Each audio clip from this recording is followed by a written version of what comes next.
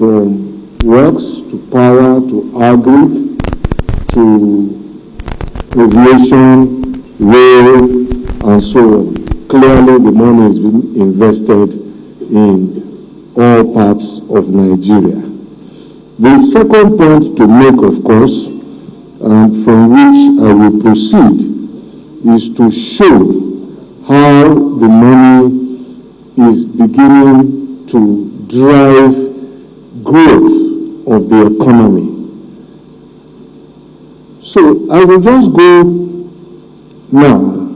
I will focus my own presentation on how that money is affecting you and I.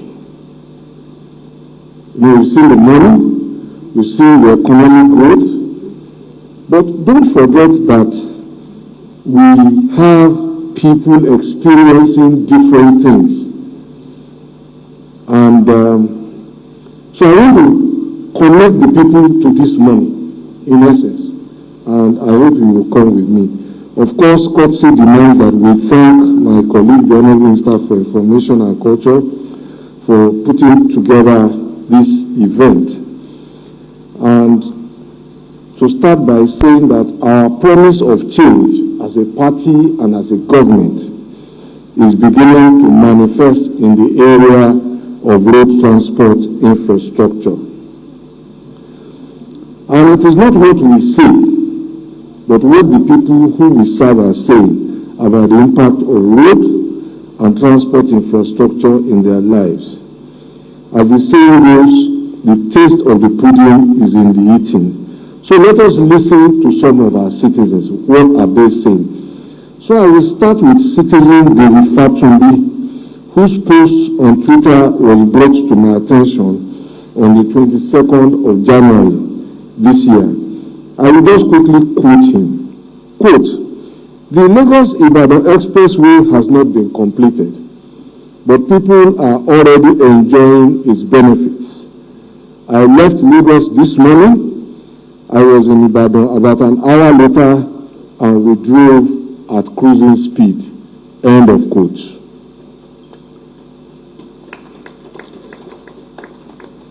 Now, what is instructive about this tweet is that as at 2015, you could not guarantee that you will go from Lagos to Ibadan in the morning and return the same day. That was the reality. And you don't need to accept my word for it. Go back to the newspaper reports, the media reports. And that is the change that we promised. What used to take a whole day, or sometimes was impossible in a whole day, is now possible in an hour, and we are not done yet.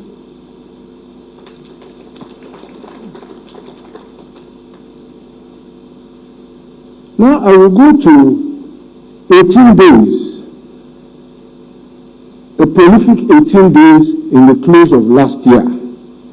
And that was a period between the 25th of November and the 13th of December, when the progressive administration of President Muhammadu Buhari handed over 941 kilometers of roads connecting 10 states in 5 geopolitical zones.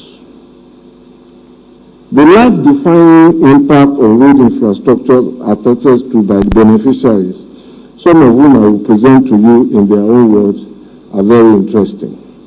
But before I present these beneficiaries to us, I just want us in this room to ask ourselves, when was the last time the federal government built a 20-kilometer road in your state?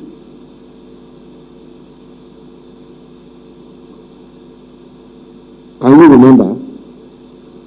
A federal government road built by the federal government, 20 kilometers in our states. So this is what happened last year. So on the 25th of November last year, in Koko, there's a local government area of Kebbi State. The following people spoke. The first was Garba, a commuter and Koko resident. And this is what he said. Before the rehabilitation of the road, it took an average of 3 hours to drive to Jega from Koko. but that time has now been reduced to 30 minutes. We are full of joy and we are grateful to President Buhari. The Emir of Yaoundé, His Royal Highness Dr. Muhammad Zainu Abdullahi, also spoke at that event. I am indeed grateful to the federal government, I'm quoting him, for initiating and completing the rehabilitation works on this road, which was constructed in the 1970s and never received any major rehabilitation attention until the tenure of the Buhari administration. End of quote. This is 304 kilometers of road delivered on that day in Koko area of Kebbi State. That is change. But after the 25th, 4 days later, this administration was in Benue State, where we were delivering a road linking Benue and Cross River. And again, 2 people who were impacted by the road. There were many. So if I had to speak only about what my ministry alone has done, I could be here for a whole day and it will not be enough. So I'm just giving samples. So Benjamin Uye from Vandekia, a driver, this is what he said. The road before this time was very bad, and our vehicles often broke down and got stuck. And driving along it was a challenge. For almost 10 years, our people suffered on this road. Accidents, breakdowns, and other problems associated with bad road. But today we are happy that the road has been reconstructed and is very motorable. End of quote. The next quote is from Elder D.K. Awoyi, also in Vandekia. Quote, the road is very good. We have not had this kind of road before. I commend the contractors that did the job. The federal government should continue giving them contracts. Everything about the road is perfect. Drainages, lane markings, signposts. This road connects Benue with Cross River, and it has enhanced the movements of goods, especially agricultural products and personnel, from rural areas to the cities. End of quote. And you can see some of the pictures of the roads in the slide if they are legible. Let me quickly go to Mewe Oduma, sections 1 and 2, linking Enugu and Ebonyi states. I will just try to, let me take the second one so that I begin to manage time. And this is from His Royal Majesty Eze Daniel Njoku. Quote, I thank Mr. President for the completion of this road, Mewe Oduma. Every indigene of Oduma could recall in the past, if you wanted to return to Oduma, you would either come by helicopter, or if you are coming in your car, you have to park at the neighboring Mewe town and complete the journey on Okada. So from a car, you end up in an Okada. Is that going up or going down? During the dry season, while traveling from Oduma, one had to go first to Mewe on Okada with a spare cloth, with which to change on an arrival at Mewe before continuing the journey. But this road has brought out Oduma to limelight. End of quote. And you can see the road. The next one was Kano Maiduguri, the Azare to Potiskum section linking Bauchi and Yobe states. This happened on December 9. And this is what a commissioner had to say, so I just take his quote. We suffered on this road before. We can't even say anything about the difficulties we encountered on this road. It was one lane and in bad shape. We never thought it would be this good now. It's very fine now, and I am very happy. Every day I apply this road. I come here every morning. Everything about this road, roundabouts and crossings are good. People are very happy about the work done. I heard them at different places praising it. It is one of the roads people are happy with. Many roads passing through Azare and inside Azare town have been reconstructed now with interchange, crossings, and roundabouts. Malam Salu Salisu Ibrahim Azare, a commuter. Of course, on the 13th of December, we moved to Jigara section of that road. And again, these are the people directly impacted by the road. A driver, Anwar Muhammad, quote, "This is my regular route. I frequently ply this Dusi Maiduguri road. 8 years ago, this road was a single lane and it was an accident-prone road. But since the completion of the dualization, accidents have been reduced to the barest minimum. President Muhammadu Buhari is God sent." End of quote. So, ladies and gentlemen, these roads are not just roads, but they are critical infrastructure necessary to develop a country. And when we talk in the context of poverty and prosperity, I just want us all to bear in mind how important the entire spectrum of infrastructure, from roads to rail and digital communication, will become if we understand the fact that whenever I can do something quicker and faster than you, I will likely be more productive. So if it takes 3 hours to do a 100-kilometer journey, for example, and other people can do it in 1 hour, the 2 hours saved is time to do other things, to venture into other things and to produce other things. I would only like to point out that currently there is no state in Nigeria where we are not undertaking one road or a housing project or a bridge project or a combination of them. So the story has changed from there is no federal presence in our road. The story is now, when are you going to finish? That is change. We are today managing 1,019 contracts involving roads and bridges, 958 projects, and we are constructing houses in 34 states, and we have federal secretariats in Anambra, Nasarawa, Bayelsa, Zamfara, Osun, and Ekiti states in progress. So let me quickly flip to the housing side, because for me, every time you see the billions in the budget, I try to connect those billions to the people. I say as often as I can that the commitment and investment in infrastructure is the most legitimate way to distribute money in an economy. And this slide behind me will help me explain that. When we do all the check presentation and all the budgets and all of that, from the day the contractor takes the money, economic activity starts really. Even before we release the money to him, some may or may not be aware, banks are involved. He has to give us a guarantee. So from that point, banks are beginning to make income. They are charging for the guarantee, it's not issued free. When the contractor collects the money, he can't keep it. He needs cross stones, he needs laterite, he needs lubricants, he needs bitumen, he needs reinforcement cement. What does he do? He begins to order them from suppliers in the economy. And it is the combination of those products that he then uses for his construction. And so you see, from the day the budget is approved, Minister of Finance goes to do the defense of the borrowing plan, the money is raised, the economy is ready to receive.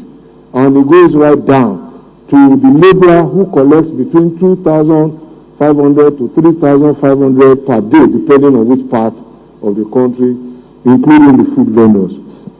So in a housing scheme, there's a gentleman called Ade Danlami that I met in March 2018. And he told me that just by working on our housing scheme, he was able to raise enough money to pay the dowry for his wife. You know, that man will probably never meet President Muhammadu Buhari, but President Muhammadu Buhari has reached him. from this infrastructure project. Not only that, they were expecting a baby because he had gotten married and he was moving on. I also met Gamagwari in Fagli. No, Sanisa wants me to, he wanted me then to thank President Buhari. I met him this year when I went to Kano. And what was he thanking me for? He owns a concrete mixer. You know that thing they used to roll cement. On the project side, the contractor doesn't want to carry the capex of keeping equipment. So that's the business some people do. So by this housing project, Sonny gets a share of this cake, if you like. Every day his mixer is at work, he takes 10,000 naira home. Every day. This is the economy at the grassroots, from the contract, the budget, and this is what I keep an eye on. In the next slide, you will see Mr. and Mrs. Emmanuel. Now, Mr. Emmanuel owns a concrete mixer. In Ibadan, the concrete mixer rents for 20,000 naira a day, unlike the price in Kano. So every day, Mr. Emmanuel goes home at our Oyo site with 20,000 naira a day. But interestingly, Mrs. Emmanuel didn't leave her husband alone. Mrs. Emmanuel decides to be the food vendor on the site. And every day she was taking home averagely about 5,000 naira, supplying money, supplying food to all the artisans. A plate of food, you might want to know, was selling between 250 and 300 naira. And that is an average if you do the sample, if anyone cares to pursue this. But this is how all of what we do on TV actually goes to meet the people it is intended to reach. And I will just go on the next slide. Is Engineer Obosi. He's a materials and metallurgy graduate from the Federal University of Technology, Owerri. And this is what he said. I am the one handling the mechanical aspects of works here. This is at our site at Akwa Ibom. We want to see more. We are most grateful. I chop inside this project. What I chop inside this project is the mechanical implementation of this project.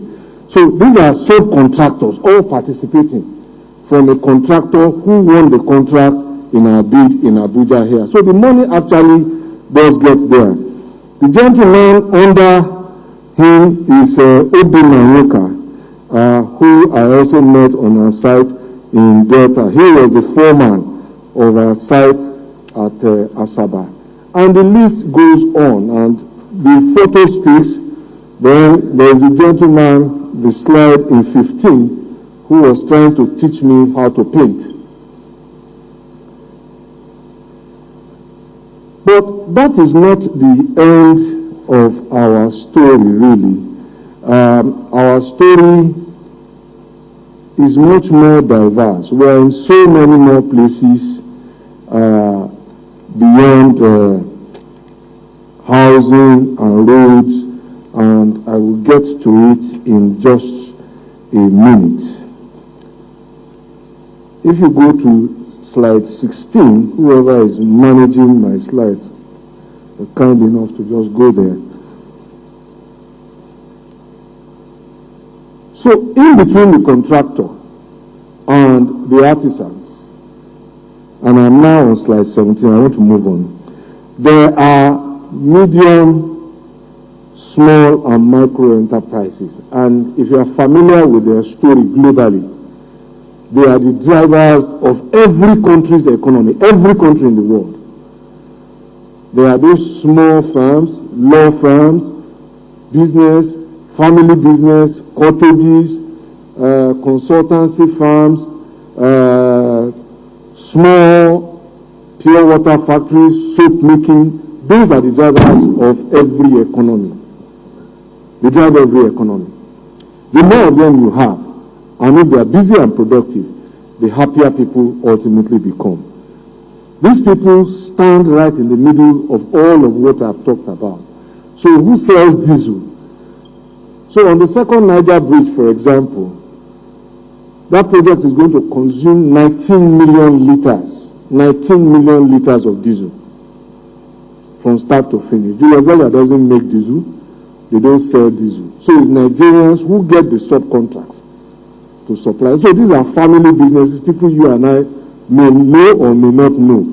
Cement business, that's not Julius Berger's, they don't make it. So all of the dealers of the cement manufacturing companies, including the iron rods and so on. So this is a very, very big undertaking. And as my colleague, the Minister of Finance, has said, we're beginning to see economic growth. But this is just the beginning of that growth. As the investment in infrastructure deepens, the results manifest, Nigeria is on to something really, really great and exciting. All of the results, of course, will come long after the Buhari administration has gone.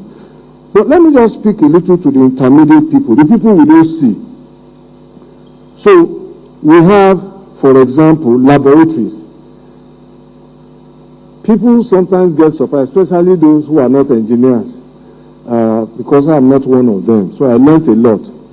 That from water to soil, everything that we use in construction of the road must be tested. It must meet minimum specific laboratory tests. Even the asphalt, when it is being laid, it must arrive and be used at a particular temperature. Actually, if you go there, you will see a thermometer keeping the pressure. Once it goes off spec, it's no longer in use. So these are, again, employment levels for different sets of people to ensure that the right thing is done. Laboratory technicians, graduates, and so on and so forth. Then, on top of that, every contractor, or almost everyone really, has a supervision component. So we have contract consultants who then go and supervise for us that the contractor is building according to our specification. Again, we pay them. So these are all of these small consulting engineering firms and all of that. And they employ dozens, thousands of people to do this work. So sometimes when you see the footage on TV when I go on inspection, I see a lot of people. Many of them are employed in that undertaking, playing different roles. Then there are estate valuers who have been helpful and impactful in enumerating compensation. So it's not just the construction of the road, but even the preparatory process to building that road creates employment. And the one perhaps that we don't talk about, every contract we issue has a value added tax component of 7.5%. So let us assume that we issue a VAT of 705% for the entire 500 billion that the Minister of Finance said they are going to give us this year. That money comes back into the national pool and it is distributed, 85% going to the states and the federal government keeps 15%. That's another impact of infrastructure that perhaps is not talked about.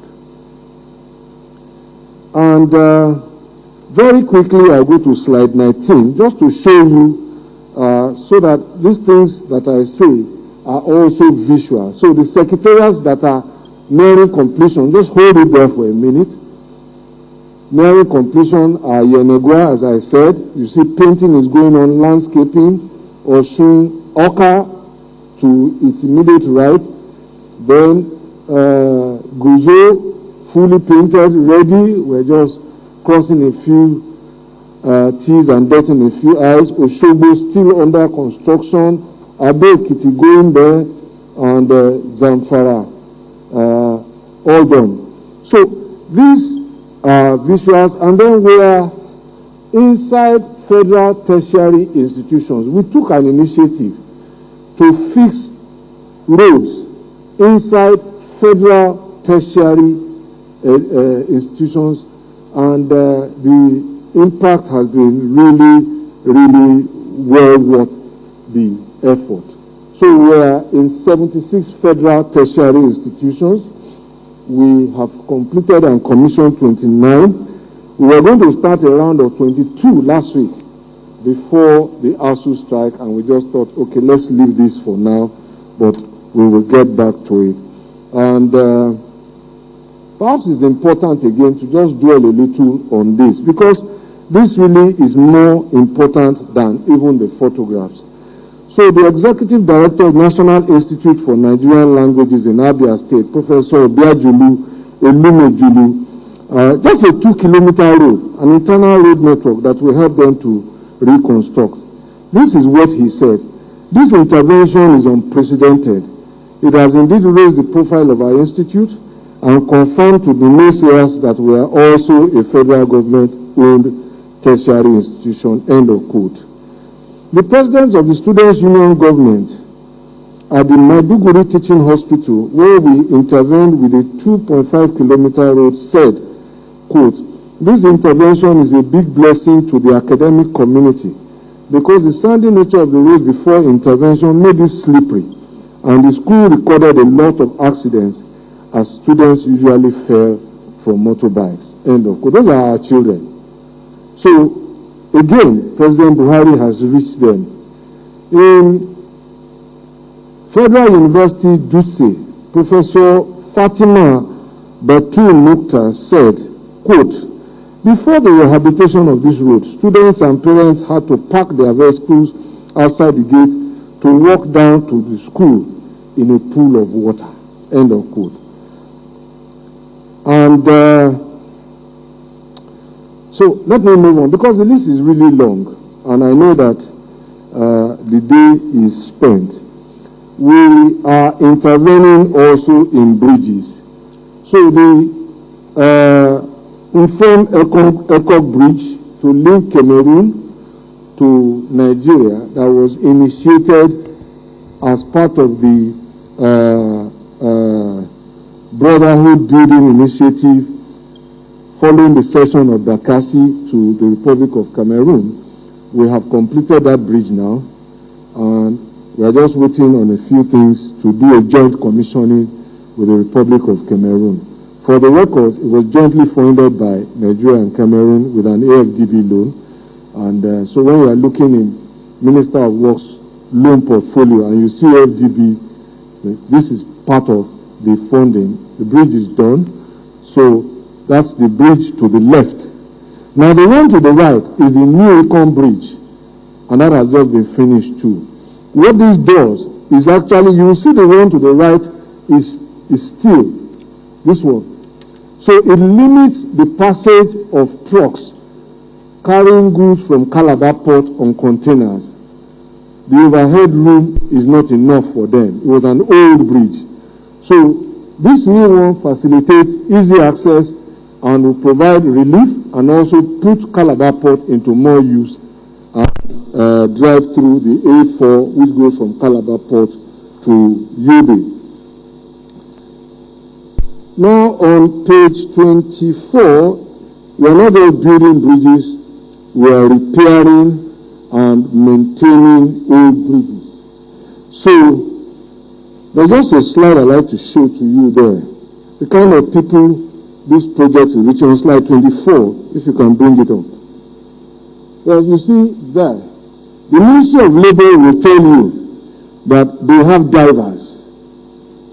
But I don't know when in the history of this nation divers have had so much work to do. So these are people going underwater to weld, to clean, and to maintain the bridges across Nigeria. We are putting them to full use now. So, and you will see bridges that were intervening from Third Mainland Bridge in my own state to Takun Wukari Bridge, to the Kutun Cafe Bridge and the Tambora Bridge. This is just samples of about 40-something bridges nationwide where we are doing maintenance repair. Very quickly, we have also started an era of facility management. We are rehabilitating not just our own buildings, our federal secretariats, but we are putting people to work in terms of maintenance. So on each federal secretariat site, 24 of them, we have one facility management contractor. Each one of them employs at least 40 people on their contract profile. And we are not done. Let me close by going to what I call the very, very difficult projects, the things that seem to have defied solution in the history of this country. One is the Apapa Oworosoki Road, built in the 1970s, and it seems to have failed intermittently. President Buhari has found an answer. It's a new concrete road of 37 kilometers from the Lagos Apapa port to the toll gate. And under the road tax credit infrastructure, the Dangote Group is now addressing that and providing the final solution. That road, well used, will last Nigeria for at least another 50 years. So problem solved. The second project, the Bodo-Boni Bridge, which my colleague also referred to. If you know that area, that is where the NLNG is. And knowing the prolific resources we get from gas, it would amaze you to realize that there is no way to cross except either by helicopter or by boat. And when there is bad weather, sometimes for 3 days, they are cut off from each other. 3 attempts were made to build this bridge. All failed. President Buhari is now building, and these are the bridges right now as they are under construction. So this is change. So those who ask, where is the change? This is part of the change we promise. Then, of course, the second Niger Bridge. It always comes up as an election statement, and nothing happens after that. President Buhari has solved it. Work in progress, completed this year. It will be.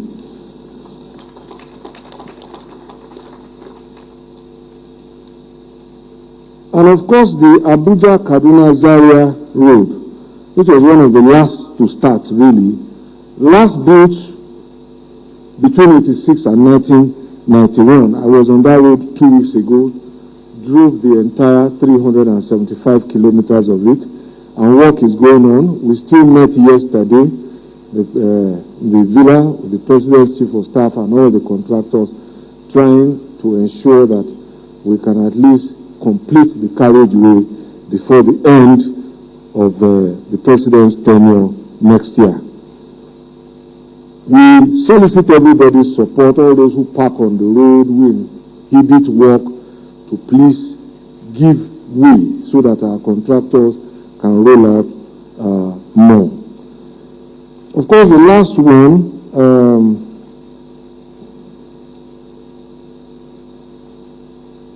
let me move on from here. Lagos-Ibadan, of course, as you know, is also almost done. Work started there in 2016, and in spite of all of the budget cutting and all of that happened in the first term, clearly we have a clear line of sight to the end of our work. Ladies and gentlemen, as I said, I could go on and on and on, but really and truly, this is what some of what the money has done. This is how it has reached the people, and when it is finally finished, what it will do is to give us as a people choice. So if we want to fly, we can fly. If we want to sail by river, we can do so. If we want to travel by road or rail, we can do so. And if we choose not to leave our homes and we want to have a conversation in a virtual form, the broadband infrastructure that is being laid out will facilitate virtual and uninterrupted communication. And this can only lead to prosperity for Nigerians. I thank you for your attention.